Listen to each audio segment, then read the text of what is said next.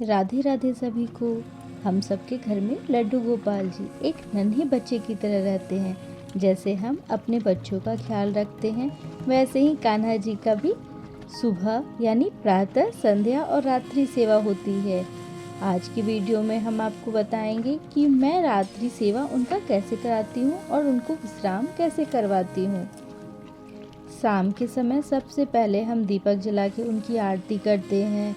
इस समय उन्हें हल्का भोग लगाते हैं। आप फल, फूल, मिश्री या मखाने दे सकते हैं। याद रखें, भोग में तुलसी तल जरूर हो। अगर हमारे पास तुलसी नहीं है तो हम तुलसी का माला भी उनके पास रखेंगे, जिससे वह भोग और हमारी भाव सभी स्वीकार करेंगे। अगर आप अपनी रसोई में कुछ उनके लिए बनाकर भोग लगाएं तो और भी आनंद आता है। अगर नहीं बना पाए तो फिर मखाना, फल, मिश्री का भी भोग लगा सकते हैं। दूध तो हर घर में आता है, तो संध्या के समय अगर हल्का सा दूध को गर्म करके उनको आप भोग लगाएं तो भी बहुत अच्छी बात होगी। रात्रि सेवा से जुड़ी हुई एक बहुत प्यारी सी कथा है, मैं सुनाऊं? आप सुनना चाहोगे? यह कथा बताती है कि कान्हा जी सिर्फ एक मूर्ति नहीं है, बल्कि साक्षात प्रेम है। एक बार ना एक वृद्ध मैया थी जो अपने लड्डू गोपाल जी से बहुत प्रेम करती थी। वह उन्हें बिल्कुल अपने बच्चे की तरह रखती थी। एक दिन मैया की तबीयत बहुत खराब हो गई और उन्हें तेज बुखार था। रात का समय था। मैया ने बड़ी मुश्किल से उठकर कान्हा जी को दूध का भोग लगाया, उन्हें रात में कपड़े बदले और उनको छोटा सा बिस्तर पर सुला दिया। लेकिन तबीयत इतनी खराब थी कि वो उन्हें लोरी सुनाना और उनके पाँव दबाना भूल गई, जो वो रोज करती थी। मैया ने अपने बिस्तर पर लेटे लेटे सोचा, मैं तो कुछ भूल गई हूँ। पर उन्हें नींद ही नहीं आ रही थी, या वो सोच रही थी कि उन्होंने क्या गलती कर दी। उन्हें बार बार लग रहा था कि उनका लल्ला आज सोया नहीं होगा। आधी रात को मैया को महसूस हुआ कि कोई नरम नरम छोटे से हाथ उनके सर और पाँव दबा रहे हैं।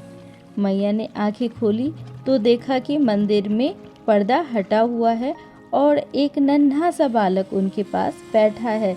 मैया ने पूछा, लल्ला तुम सोए नहीं? तब कान्हा जी ने मुस्कुराते हुए कहा, मैया रोज तुम मेरे पाँव दबाकर मुझे सुलाती हो, आज तुम बीमार थी तो मुझे नींद कैसे आती, इसलिए आज मैं अपनी मैया की सेवा करने खुद आ गया। और सुबह जब मैया की आँख खुली तो उनका बुखार बिल्कुल उतर चुका था। जब वो मंदिर गई तो उन्होंने देखा कि लड्डू गोपाल जी के बिस्तर पर उनकी वही छोटी सी कंबल थोड़ी सी मुड़ी हुई थी, जैसे कोई अभी उठकर गया हो। राधे राधे कहिए, राधे राधे जपिए। बहुत नियम नहीं रख सकते हैं तो भाव रखिए। कान्हा जी कभी नहीं कहते कि आप बड़े बड़े पकवान बना करके हमें भोग लगाओ, और ना ही मिश्री की मांग करते हैं। यह हमारा भाव है। अगर भाव अच्छा रहेगा तो वो एक दाना चावल में भी पूरे दिन का भोग स्वीकार कर लेंगे। कथा सुना है ना आपने, ये सच्चाई है, जानते हैं ना। इसलिए जिनसे जितना बनता है उतना सेवा कीजिए। अगर बाहर जाते हैं तो मन से सेवा कीजिए, मानसिक भोग लगाइए, नाम जाप।